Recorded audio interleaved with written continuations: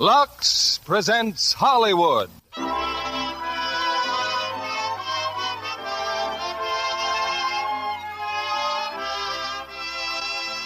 The Lux Radio Theatre, starring Pat O'Brien and Lynn Barry in Crack Up.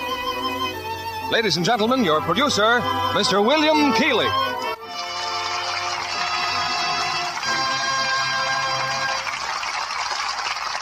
Greetings from Hollywood, ladies and gentlemen. As we approach another year, we naturally think in terms of something new and different. And tonight we bring you a special favorite of the screen, Pat O'Brien, in a new and thrilling drama, and for Pat, a very different sort of role. In RKO's psychological mystery, Crack Up, he appears as a man whose temporary mental blindness threatens his entire life, turns trust into suspicion, love to doubt. Co-starred with Pat is the talented and beautiful Lynn Barry, who adds a note of romance to this rapid-fire story of murder and conspiracy. Once again, our curtain rises as we present Act One of Crack Up, starring Pat O'Brien as George Steele and Lynn Barry as Terry Cordell, with Lester Matthews as Traben.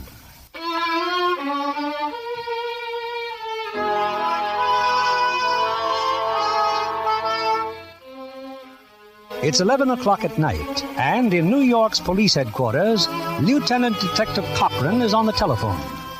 Wait a minute, Johnson. Say that over again. Yes, sir. About 20 minutes ago, see? I was just turning the corner at the Manhattan Museum when I see this guy smash the front door and break in. Go on. I go after him, see?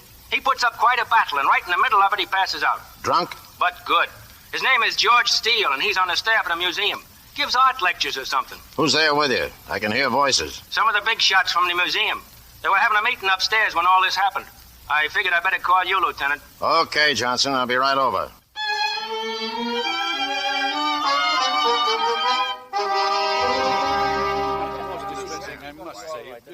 Just a second, if you don't mind. How's the patient doing, Johnson? He still keeps mumbling about a train wreck, Lieutenant. Now, let me get this much straight anyway. Mr. Barton, you're the director of the museum? I am, sir. And you're Lowell, and you're Stevenson? That's right, Lieutenant, except it's Dr. Lowell. M.D.? Yes. Dr. Lowell, Mr. Stevenson, and I were attending a board meeting upstairs. The other trustees left some time ago. We three were still there when this unfortunate incident occurred. You work here, Mr. Stevenson? He's our curator. I see, like Mr. Steele? Mr. Steele's an assistant. He's been lecturing here. I'd suggest that Mr. Steele change his brand of whiskey. I examined Mr. Steele before you arrived. He's more than drunk. He's really ill. There's no denying the odor of alcohol, but I know he doesn't do that kind of drinking. He keeps talking about a train wreck.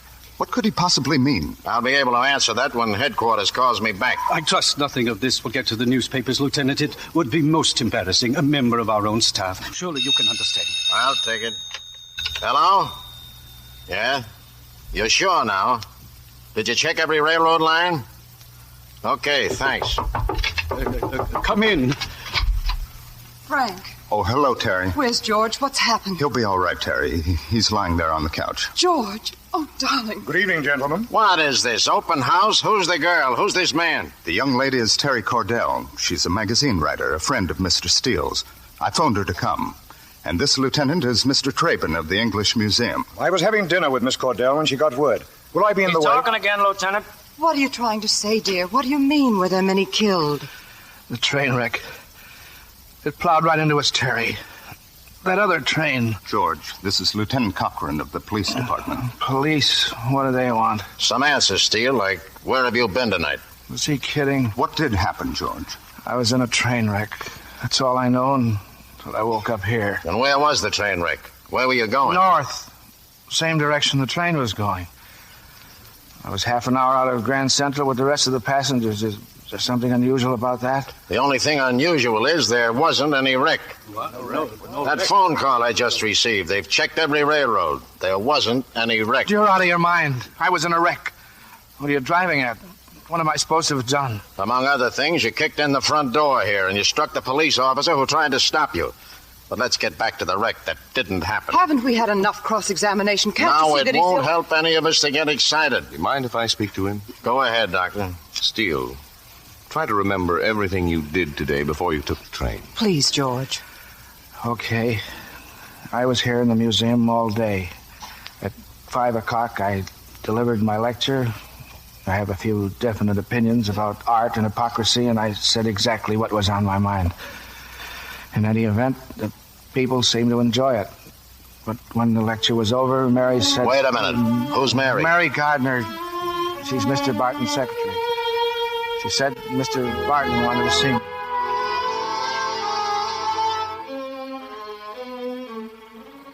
And I'm not at all happy with the nature of your lectures, Mr. Steele. I agreed to the series on the basis of your war record and Stevenson's recommendation, but I'm afraid it's not working out. But we're drawing the biggest crowd you ever had. Why, this afternoon... This museum is supported entirely by wealthy patrons, and we cannot afford to antagonize them. The only people who could possibly be antagonized by what I've got to say are the ones who wear culture like a mink coat. People who use this museum on the social front. That such a condition may exist gives you no license to discuss it with the public. And your criticisms of surrealist painting, really, sir, your behavior's been inexcusable. Well, the people don't seem to think so, nor the newspapers. The trustees are meeting here tonight. We'll see what they have to say. Well, in that case, I hope you'll mention the English exhibit. There are a lot of people who'd like to see those paintings, Mr. Barton, besides the friends of the Board of Trustees. The paintings are crated for shipment back to London. To hang them again is unnecessary, expensive, and inconvenient. I will say so at the meeting. I will also say that your suggestion about X-ray equipment is ridiculous. Why? Because this is a museum. We're here to show paintings, not to question their authenticity. The Metropolitan and the Louvre have used X-ray without any complications. I thought it might be interesting to the public if we showed them some of those masterpieces under the X-ray. I will do my best to present your position to the board. All right. And tell them to make up their minds whether this place is to be run like a public institution or a tea party. Good night, Mr. Barton.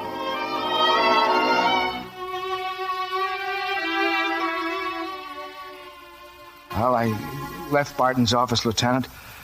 I came downstairs, met Miss Cordell, and then Just a second.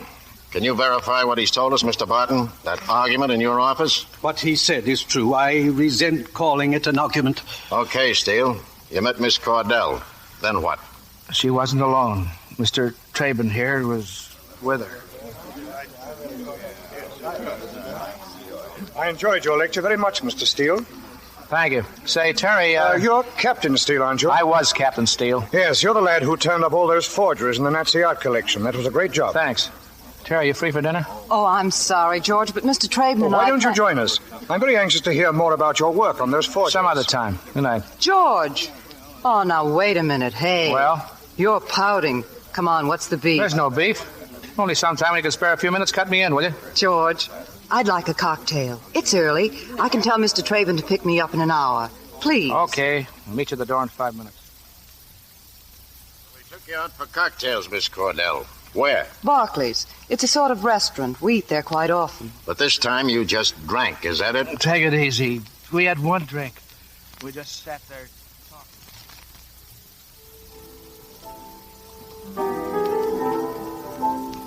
Got a nickel, Terry?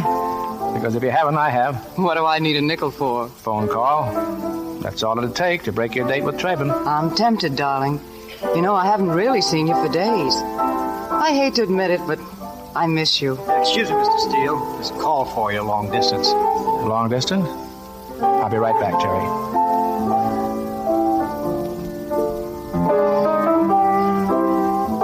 Who was it? George, is anything wrong? It's from the hospital in Glenby. My mother's sick. I just have time to make a train. Oh, darling, I'm sorry. I'll go to the station. No. You go ahead and have your date with Traben. I love you, Terry. Call me in the morning, darling. Let me know.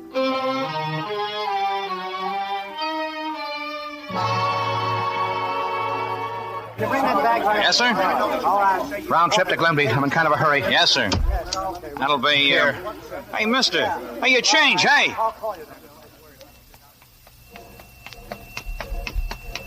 Good.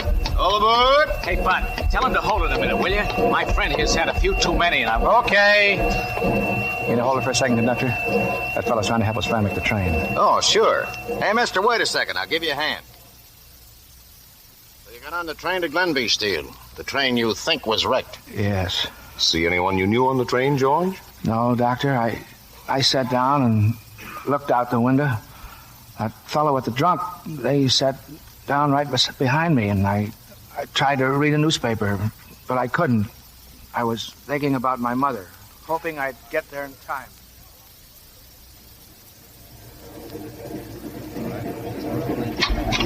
Ladies and gentlemen, I have here a 1-pound box of delicious chocolate covered bonbons, shortly going on sale at $2 a pound. Now I'm giving them away absolutely free as a special advertising offer. Of course, there'll be a slight charge of 25 cents for boxing and wrapping.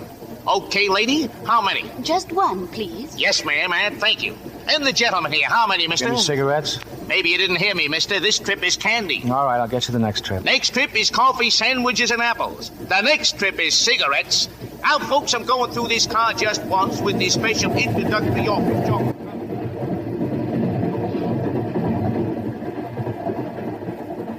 Marlin, next stop, Marlin. Oh, how do you do, Mr. Ames? Evening, conductor. Next stop, Marlin. Marlin, next. I just looked at my watch, Lieutenant, when I saw it coming. There was a curve so I could see it through the window clearly. The headlight of another train cutting through the darkness. Brighter and brighter and brighter. It was my imagination. It had to be, but it wasn't. That other train was on our track. I wanted to shout some kind of warning, but I couldn't. I just sat there watching, and then it happened.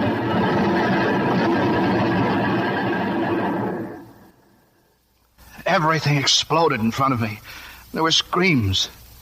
That's all I remember till I woke up here. Quite a story. Can you think of some way to prove it?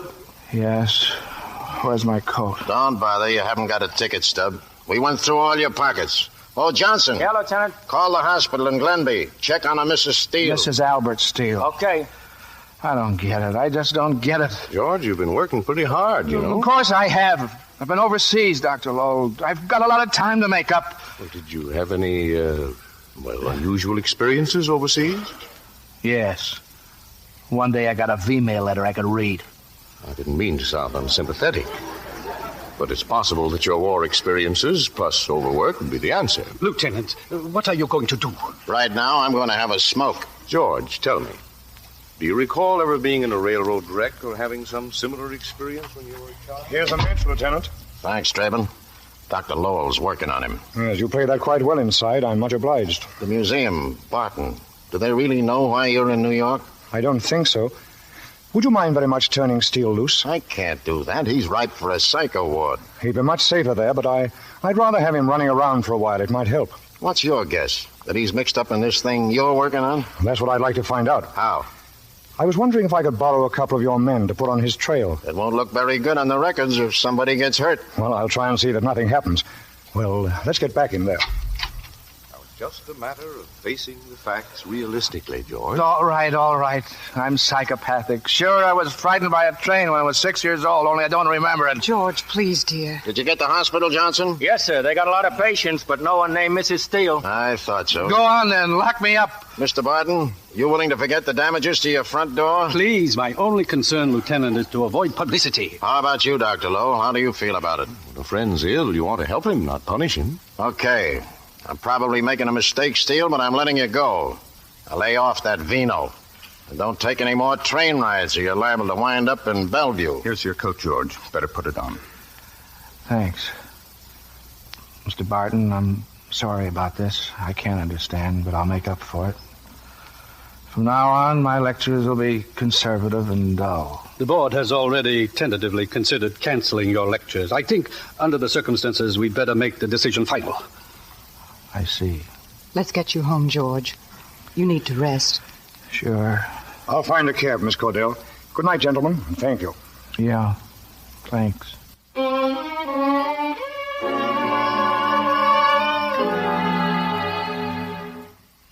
George, how can you just stand here smiling?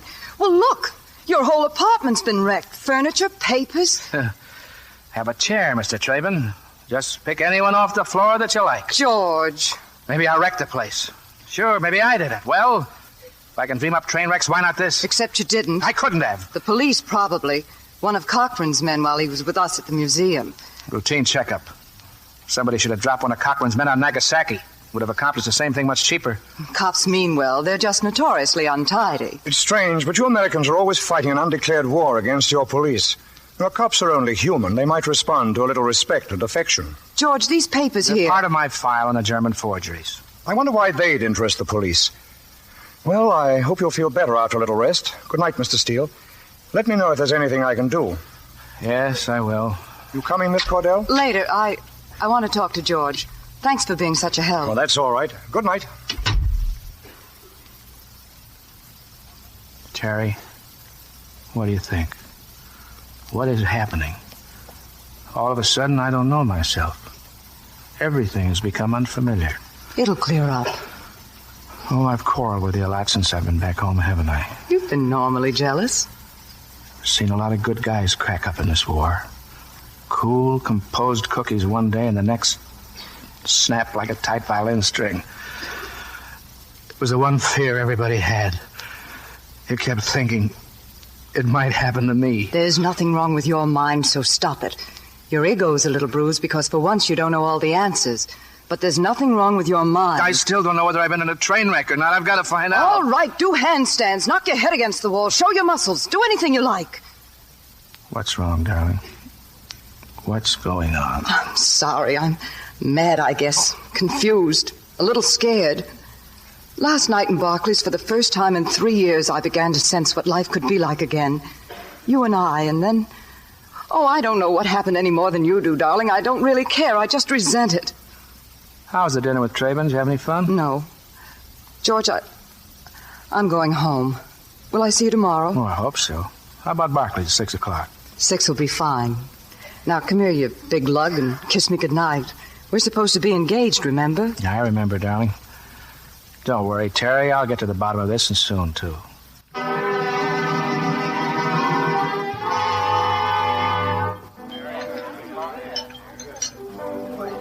George, where on earth have you been all day? Hello, Terry. Sit down. I called your apartment. I called the museum. My darling, what's the matter? You wouldn't be working with Cochran, would you, Terry? Don't be silly. He could have told you where I've been. You see that fellow at the bar? The one in the raincoat, I mean. He's been on my trail all day, follows me everywhere, and I mean everywhere. George, don't. Whatever you're going to do, don't. I've got to find out what happened last night. How can you? Where would you begin? Well, for one thing, if I could lose that Joe, I could get on the same train. Keep my eyes open. I've got to find somebody or something to tip me off as to what went on. Just leave it alone. What would that accomplish? Excuse me, Terry. I'll be right back.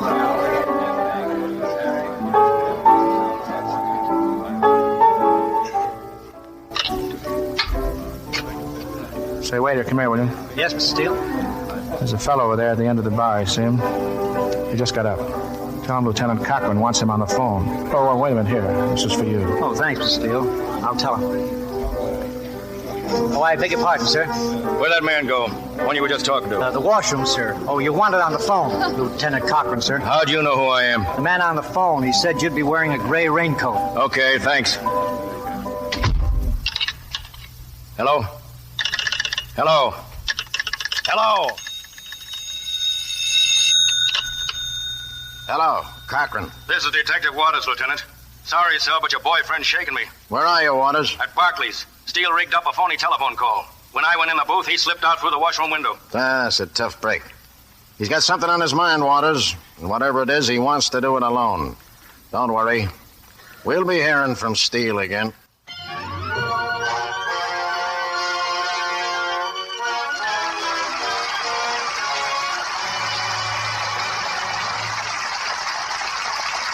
Act 2 of Crack Up, starring Pat O'Brien and Lynn Barry, will follow in a moment. Here's your producer, William Keeley. We continue with Act 2 of Crack Up, starring Pat O'Brien as George Steele and Lynn Barry as Terry.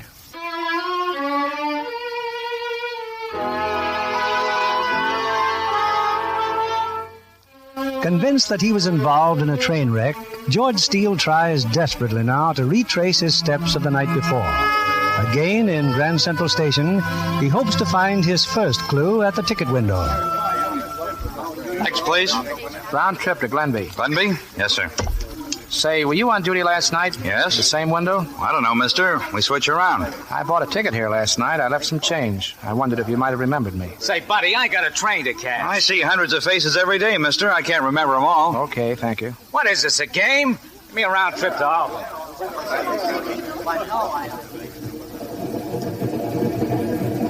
Cigars, cigarettes, candy. I got cigar, folks. I got cigarettes and candy. I'm pasting through the car just once. Say, fella. Yes, sir. Cigarettes. What kind? What kind did I get last night? Are you kidding, Joe? What do you think? I keep books? You don't remember? Get this guy. You want I should remember what kind of butts you smoke? It is important. Please, try to remember. What a character. Cigars, cigarettes, candy. Marlin, next stop. Marlin. Conductor. Yes, sir? Do you recall seeing me on this train last night? I sat right here, the same seat. Oh, sorry, mister. I can remember a name, but I can never remember a face. Marlin, next. Marlin. They don't remember. None of them. But I remember. I looked out the window and I saw it coming. There was a curve in the roadbed. And I saw it coming toward... It's there again. The headlight. Straight for us like a shell out of a gun. We're going to crash. We're going to crash. We're going to crash.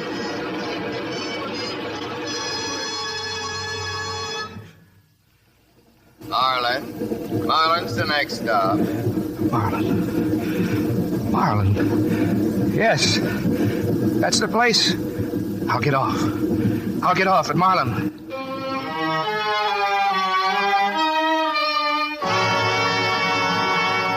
Ticket office is closed, mister. Sorry. No, I didn't want a ticket. Are you the station master? Sure am. Do you remember if anyone got off the train here last night? What train? Same train I just got off. Well, now I don't know. Here's $5. Will that help your memory? Now, that's a funny thing. What? You a private detective? You checking on Mrs. Anderson's husband? Anderson? Mrs. Anderson gave me $5, too. Just to tell her if he gets off the train with a certain party. Well, did he? Did anyone get off? Yeah, but not Mr. Anderson. A couple of fellas got off. They was carrying another fella so full of liquor he couldn't even walk. Look at me. Could I have been the man they were carrying? Could I? Didn't notice, mister. Sorry. Where'd they take me? Where'd they take this man? Put him in a car. What kind of a car? Mister, I ain't been able to tell one kind of a car from another since 1924. Anything else I can tell you? No, not now. Thanks. Thanks very much. Hello? Mr. Stevenson? Yes? Frank, this is George. George, where are you? On the way to see you if I can. Anyone with you in your apartment? No, come on up. Things are starting to make sense, Frank. I need your help.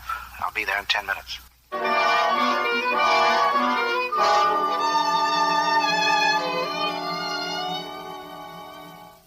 I'm sure of it, Frank. I'm sure of it. I was on that train last night, and the drunk behind me was a plant. Go on. Well, I was slugged. Hit on the head when that other train rushed by. Then they took me off at Marlin. It looked, well, less like two fellas helping a drunk. Oh, but why would anybody want to... Discredit me! Make it look like I was a dipso or crazy or both. I'm in somebody's way, Frank. And it connects with the museum. But how do you account for swearing you were in a train wreck? Or for trying to break into the museum last night and still not know about it? Yes, I don't know yet. Look, something's going on at the museum. You know. I want you to tell me. Okay. This is strictly confidential, George. You remember that painting by Gainsborough we had in the museum? The one that was lost at sea in an explosion? Yes, of course I do. Well, Barton got a letter from a friend of his in London named Montague, telling him that it was not an accident. Not an accident? That's all I know. Barton's been suspecting everybody ever since. Frank, you've got to get me into the museum tonight. Tonight? But why? To check the files. You have a key. I've got to find out if anybody connected with the museum has a house in Marlin. Oh, you can't risk going near the museum. The police... Oh, yes. I guess maybe you're right. I'll go. You wait here. I'll get your information and call you within the hour. Hello? I've got to talk fast, George. I'm at the museum. Barton was here when I arrived. We had a serious run-in. Can't tell you now, but you've got to get down here and help me check something. It's important. How will I get in and not be seen? I'll leave the basement door open. You'll have to hop over the back wall. I'll be waiting at the vault.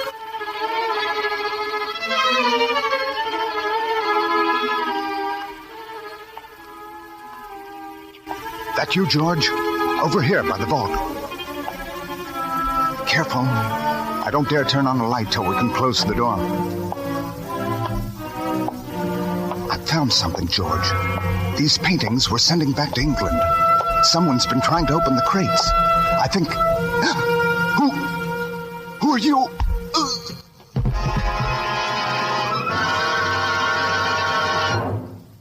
Hello? Hello, George? Is that you? Darling, where are you? Terry. Frank Stevenson's dead. murdered at the museum. Oh, no. I'm glad to see you. Do you remember that penny arcade on 6th Avenue? How soon could you get over there? 20 minutes. I'll meet you there. I'm sorry, darling. I can't tell you anything more till I see you.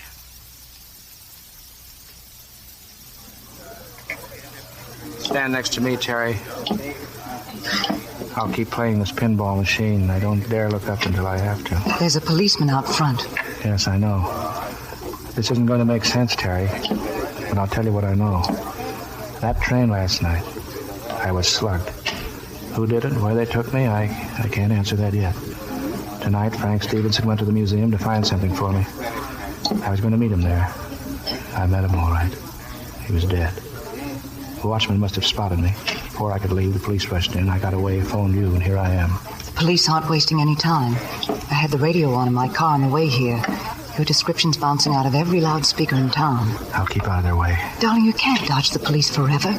Go to Cochran. Get this out in the open. Oh, fine. That's about as smart as slitting my own throat to get some fresh air. But you didn't kill Stevenson. Surely you can prove that. Yes, I can. But not if I'm behind a lot of iron grill work. I've got a lot of things to do, and I've got to be free to do them. Terry, what do you know about that Gainsborough painting that was lost at sea? Only what I read in the papers. It was destroyed in an accidental explosion, and the insurance company paid off. It wasn't an accidental explosion. How do you know? Stevenson told me. And I know that's why he wanted me to meet him at the museum. He must have run into something. Because he did, he was killed.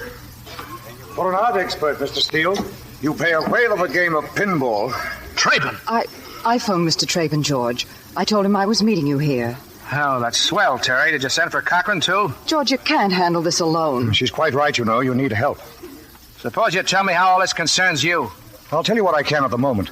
The only reason you weren't arrested last night after you broke into the museum was because I was able to intervene with Cochran. Huh. My fairy godfather. Why? I'll get to that. You're in pretty deep now. A man's been murdered. Your life is in danger, too. You haven't answered my question. You have some information I need. And I know a number of things of great interest to you. Let's get Cochran and put the pieces together. I thought I'd see the hook eventually. Darling, please be reasonable. Why, I'm overwhelmed. Everybody has my interest at heart. Everybody wants to take me to the cops. No, we're only asking you to come. Well, I'd like to think it over. You know, it isn't every day that a man can be booked as a psychopathic killer. George, you've got to trust us. I'm not trusting anybody this week.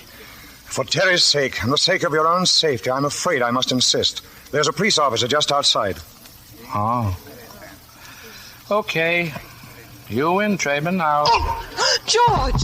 He's a sucker for a right in the solar plexus. So long, baby. That man, what happened? Somebody fainted. You better get some water.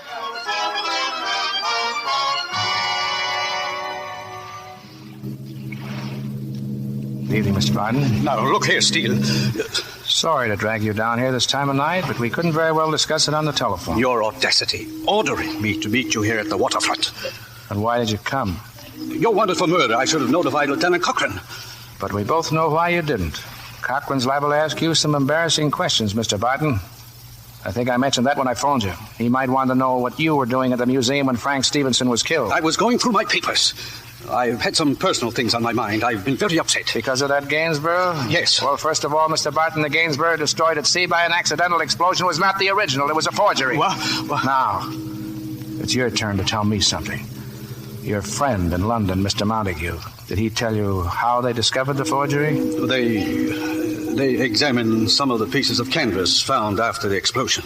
The pigment, it was obviously not the original. That must have been quite a blow to someone.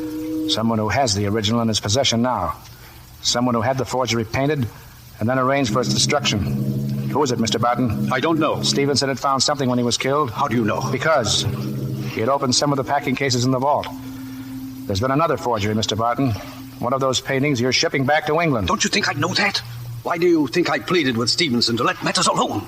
I'm supposed to be an expert at spotting forgeries. I don't want it exposed. Hasn't there been enough tragedy, enough scandal? Whatever painting it is, and whoever wants it, let him have it. Don't you realize my whole career's at stake? So is my life! It's my guess they'll try the same trick they pulled with the Gainsborough. Another accident of some kind. Well, I've got to spot that forgery before it leaves this country. That means you've got to get me into the museum tomorrow night. I refuse, definitely. It's too dangerous. Since when are you so interested in my health? Besides, I can't possibly be at the museum tomorrow night. I'm giving a reception for Mr. Trapen in my apartment. Oh, yes. I heard something about that. Well, you're going to have 2 more guests. What are you talking about? I want Miss Cordell there. Trapen will be very happy to take her. She may learn something. I'll be the second guest. Are you insane? With your help, I should be able to find a nice, cozy spot on the fire escape. Maybe I'll learn something, too. And what if you're discovered? Oh, that would be a pity. But I know you won't turn me in, Mr. Barton. You've withheld too much information from the police. Be at my apartment early. I'll do what I can.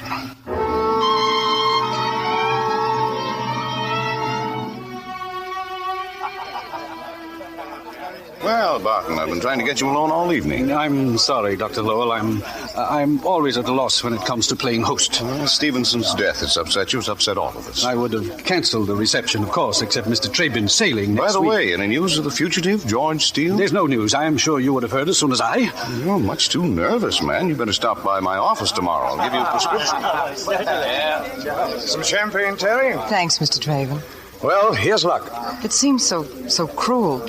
Sipping champagne and not knowing where George is or what happened to him. Well, Cochran has his best men at key spots all over the city. They won't let him get into too much trouble, so I repeat, here's luck. Oh, I beg your pardon, Mr. Traven. Yes? There's a telephone call for you, sir. You can take it right here on the extension. Thank you. Yes? What? You're sure that's the painting? But it wasn't to be shipped until next week. What vessel?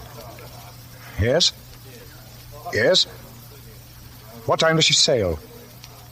Right. SS Arcadia, Pier 31, North River. Thanks. Terry, do you suppose you could take me for a fast drive? Now? What's happening? Come with me while I find Mr. Barton.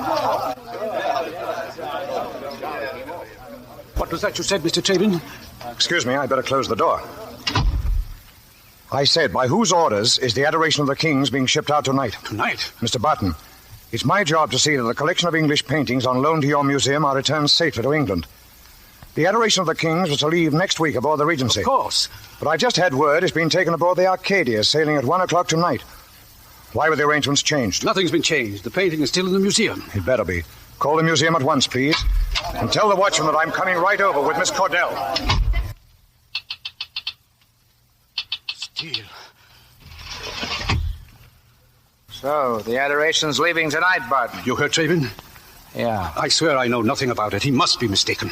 And I must be nuts, because I think you're telling the truth. Miss Cordell's driving him to the museum? Yes. They're wasting their time. Where are you going? To the SS Arcadia, Pier 31, North River.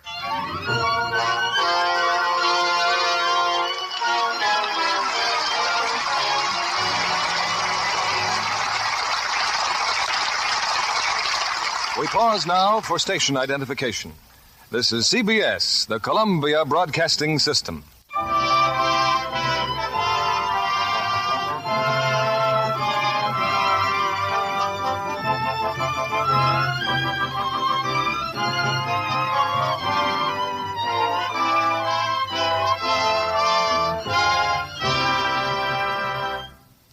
We'll continue with Act 3 of Crack Up, starring Pat O'Brien and Lynn Barry in a moment. Here is Mr. Keeley at the microphone. After the final curtain, our stars will join us for a brief chat, and I hope you'll join us too. Here's Act 3 of Crack Up, starring Pat O'Brien as George and Lynn Barry as Terry.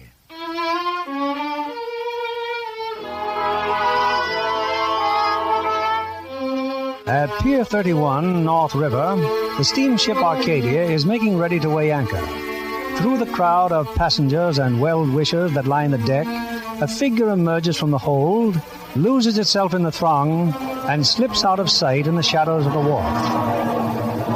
Well, Lieutenant Cochran, there goes Mr. Steele. Yeah, with the Adoration of the Kings under his coat. He's got that painting, Traden. Undoubtedly. The painting was not at the museum. It must have been on board the ship. Steele found it. And you're letting him walk off the dock with it. Steele's not the man we're after. I'm getting a little tired of hearing that. I'm using Steele as bait. I have to. If we're ever going to learn who's behind all this. What about that girl, Miss Cordell? She's at the end of the dock. She's waiting in her car. For you or for George Steele? You're beginning to catch on, Lieutenant. Oh, I trust your men will be trailing him. I'd really hate to see Steele get into any more trouble.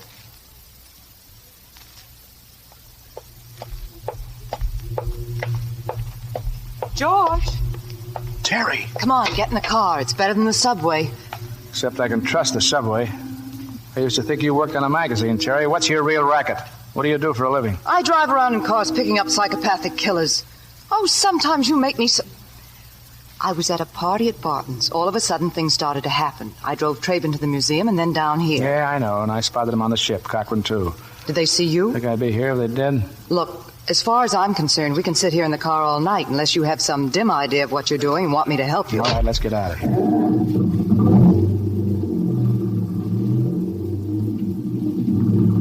Terry, who is Traben? An art expert. I know that. From the British Museum. No, from Scotland Yard. He was sent here to check on the missing Gainsborough.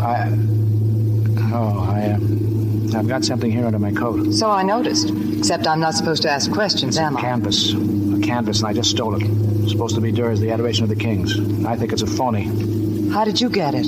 Oh, our friend Traben isn't as nimble as you think he is. I got aboard the Arcadia, went down in the hold, and found a room marked bonded cargo. And nobody stopped you? One guy tried to, a sailor. At least he was dressed like a sailor. He was in the hold playing with matches. I put him out first and then the fire. George. Yes, the same thing all over again, except that the Gainsborough was an explosion. This time they were trying arson. That sailor. What would you want me to do?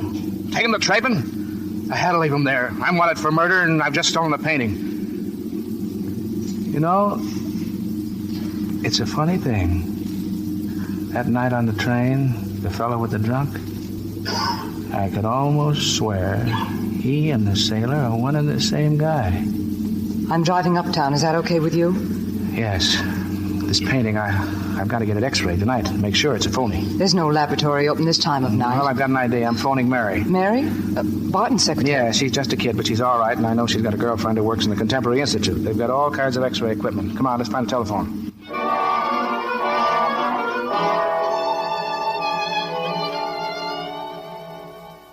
Where'd she go, Mary, your friend? Well, Dorothy thought she'd better wait in the corridor, Mr. Steele. She's terribly worried. She had no right to let us in here, you know, and using the laboratory. Well, tell Dorothy she can stop worrying. I'm about finished. George. Well, I've x-rayed the canvas. You take a look, Terry. Here, I'll put the x-ray into the machine.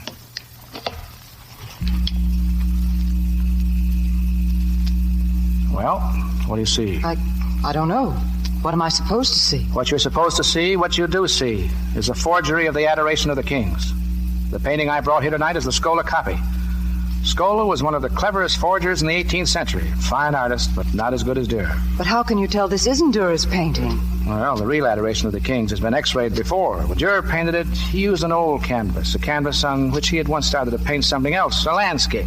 Now, if this were the genuine Adoration, you'd see plenty of evidence of the landscape in this x-ray plate. But, Mr. Steele... Yes, Mary? If that's true, then the painting we had at the museum was a phony. Sure.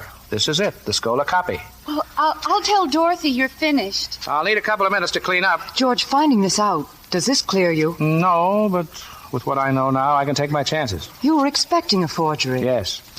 Frank Stevenson's death gave me that lead. You mean just knowing was enough to get him killed? Plenty. Who's ever engineering this isn't kidding. But they already had the original. This forgery was bound to be discovered. No, not if it were destroyed. No one would suspect it was a forgery, and even if they did, how could they prove it from a pile of ashes? Well, I better put in a call for Cochrane. Mr. Steele, Dorothy heard someone upstairs. It may be the watchman. Can't we go now? Well, all righty. Let's go, Terry. Dorothy says we'll have to go out the same way, the back way through the park.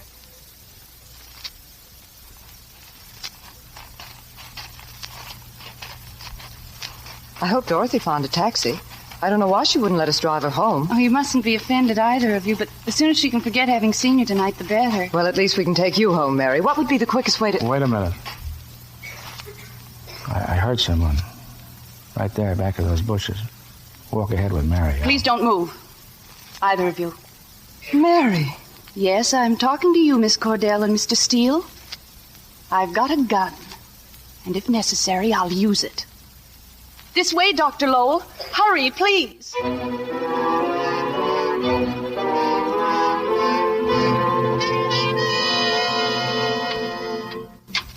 In here, Miss Cordell, if you don't mind. Where's George, Dr. Lowell? What have you done to him? There on the sofa.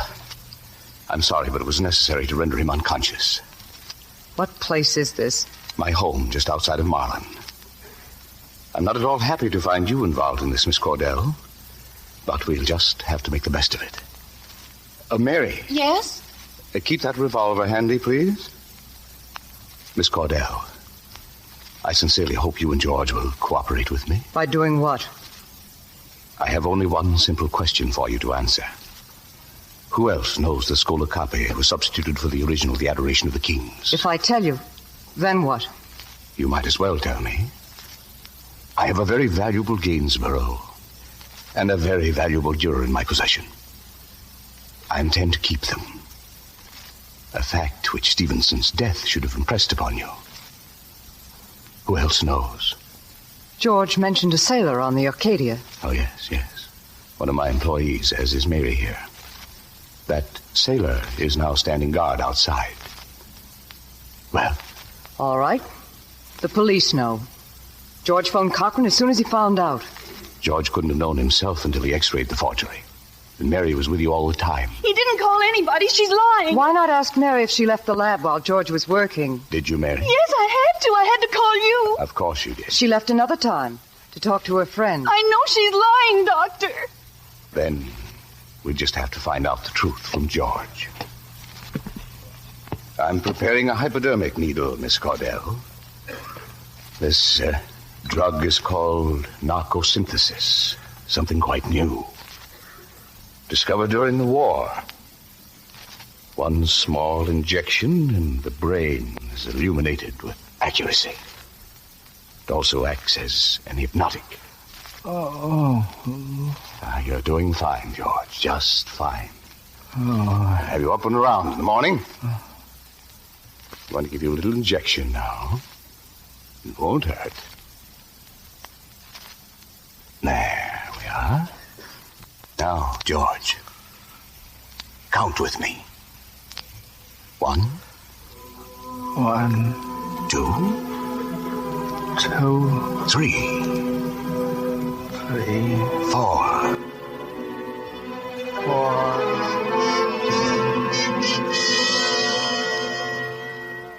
George, can you hear me, George? Yes. You're in the laboratory now. You've x-rayed the painting. What are you going to do? Telephone Cochran. No, I can't.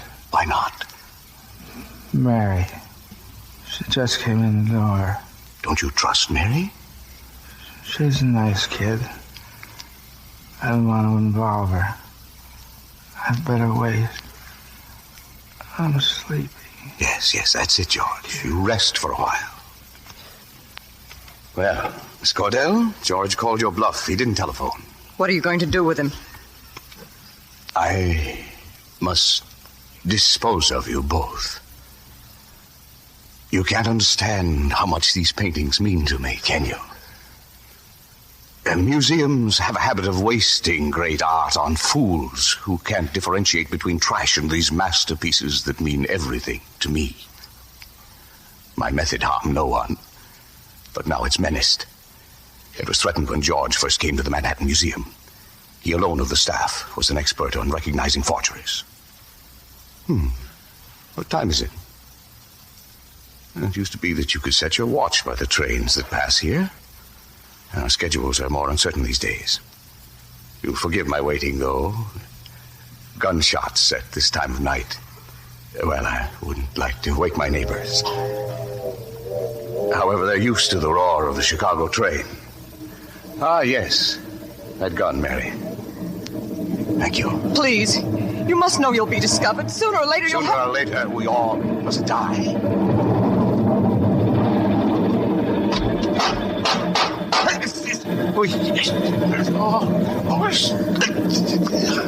Mr. Traven! I'm sorry, Terry. We had to do it this way. Cochran, take care of Mary. Sit down, sweetheart. George! He'll be all right in a moment when the injection wears off. But I'm afraid he'll think he's been in another train wreck. Was this where they brought him the first time? Yes. Lowell drugged him that time, too. Under the hypnotic, it wasn't hard to convince George that he'd been in a train wreck. The trains roaring by here helped the illusion. A devilishly brilliant plot to make George seem insane. Well, Mary, anything to say? We want those paintings. The original Gainsborough and the original Dürer. If you don't help us, we'll see that you're tried as an accessory to Stevenson's murder. Come on, sister. You heard him. That picture over the mantel. What are you trying to pull? Even I know that's not a Gainsborough. Well, help me get it down, Cochran. Take care of the dame, Wilson. Yes, sir. This way, miss.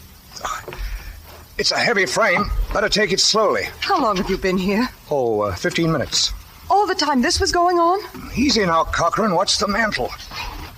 The lieutenant here was right behind you, Terry.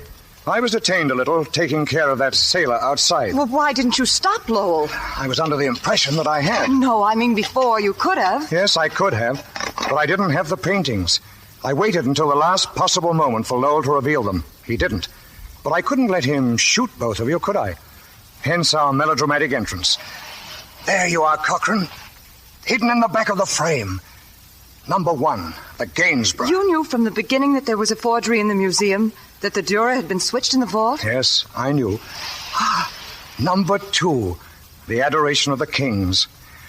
No doubt about it, those boys could paint. Well, you might have told me. I was supposed to have been helping you. You've been a great help, Terry. But the forgery is one thing I couldn't tell you.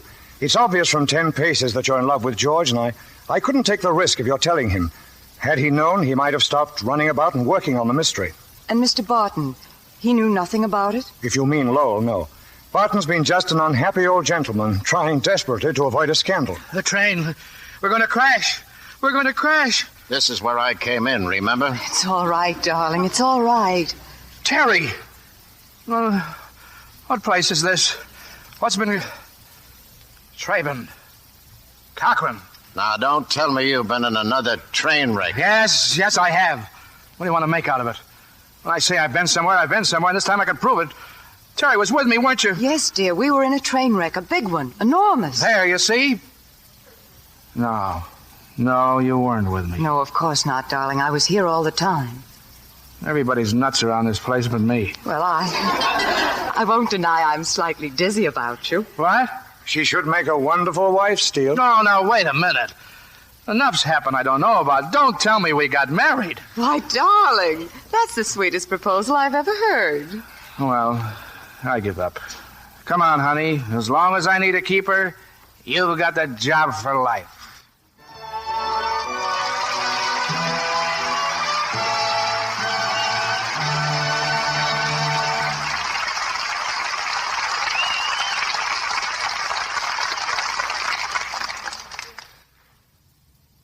We return you now to William Keighley.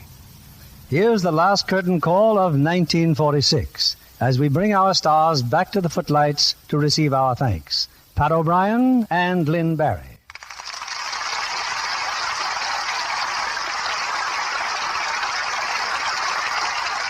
You helped us end the old year in a blaze of glory. Thanks, Bill. It was great working with you again. You got back just in time, Pat. Yes, and I'm sure our audience would like to hear about your trip to England.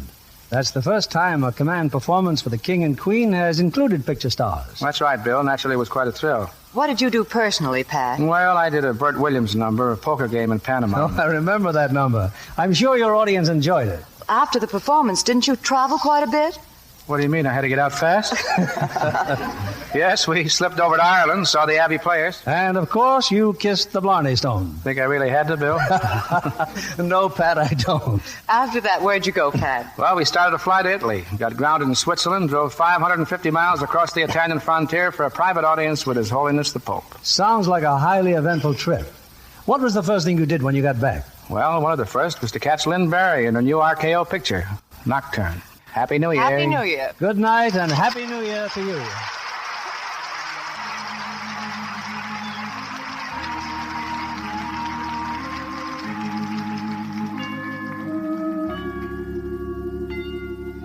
As we usher in another year, I hardly need remind you that the world today is faced with grave responsibilities. It's time indeed to ring out the old, ring in the new. Ring in a new world order of cooperation, mutual respect, and peace. For the years ahead are years of great decision. Years that call for the larger heart, the kindlier hand, to ring out the 1,000 wars of old, ring in the 1,000 years of peace.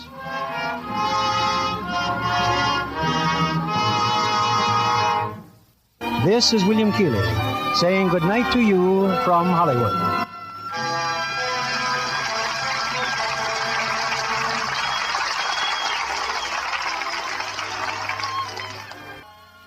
Heard in our cast tonight were Lester Matthews as Trabin, John McIntyre as Dr. Lowell, Herbert Butterfield as Barton, and Cliff Clark, Stanley Waxman, June Whitley, Eddie Marr, Norman Field, Dick Ryan, Charles Seal, Ed Emerson, Tyler McVeigh, and Franklin Parker. Our music was directed by Louis Silvers. And this is your announcer, John Milton Kennedy.